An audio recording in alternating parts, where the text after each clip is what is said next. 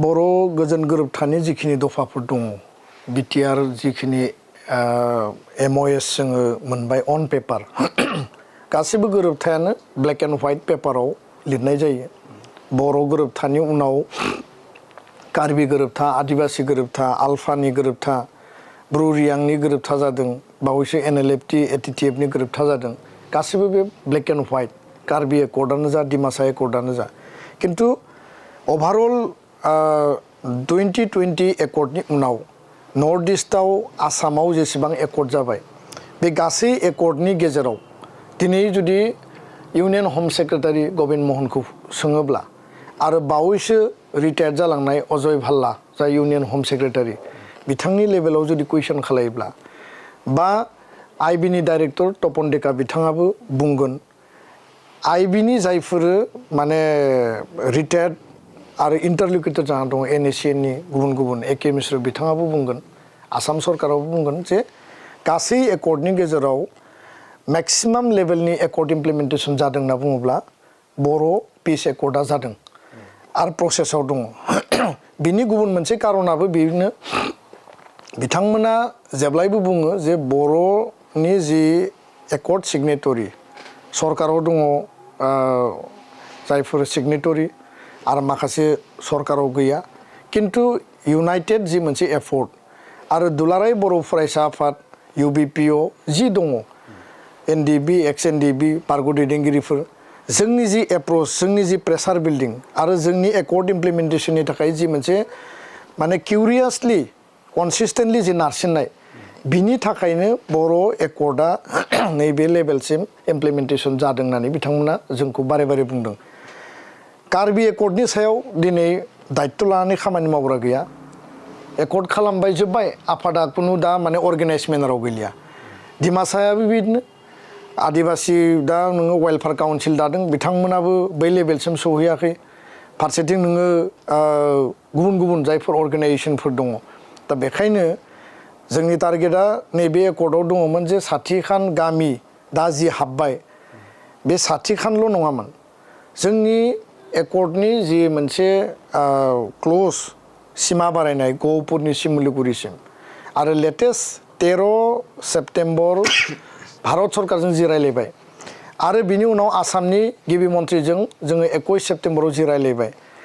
गासै एकर्डखौ जोङो tripartite review दिल्लीयाव खालामदों आरो आसामाव खालामदों दा बेखायनो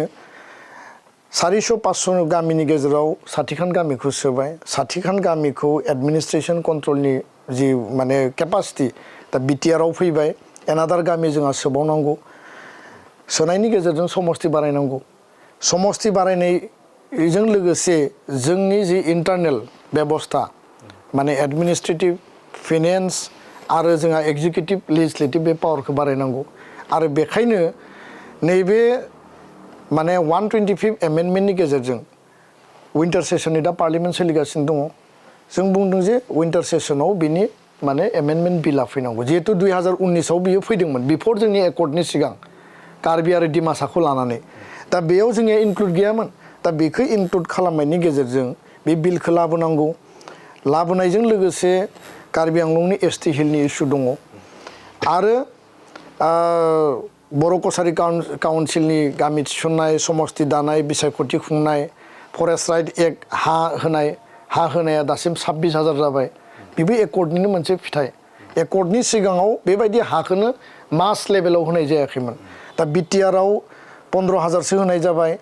सनितपुर बिश्वनाथाव बिदिनो माने 13-14,000 होनाय जाबाय दा बेफोरखौ नायोब्ला फरेस्ट एरियायाव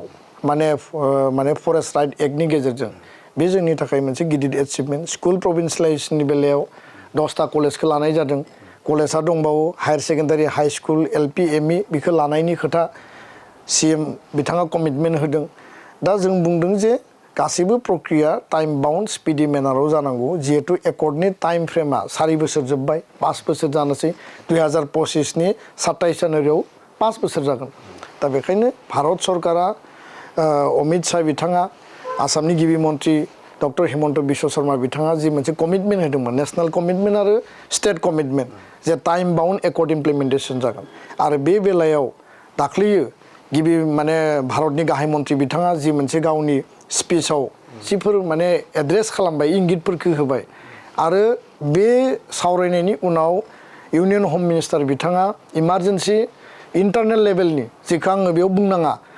मिटिं कल खालामनानै बर' एकर्डनि जिफोर क्ल'जआ हाफ दान दङ जिफोर माने अन प्रसेस दङ खिन्थु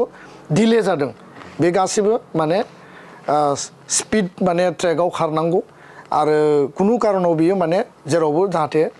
थाबथाया बे खोथाखौ लानानै माने बुंदों दा बेखायनो आं सानो जे गासै एकर्डनि क्ल'जफोरा गथा गथायै जों जिखौ सानदों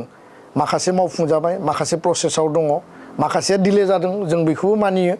खिन्थु डिलेनि थाखाय जोङो नेनानै थायाखै जिरायनानै थायाखै गभर्नमेन्टखौ जोङो प्रेसाराव काटगारायाव दोननानै खामानि मावहोदों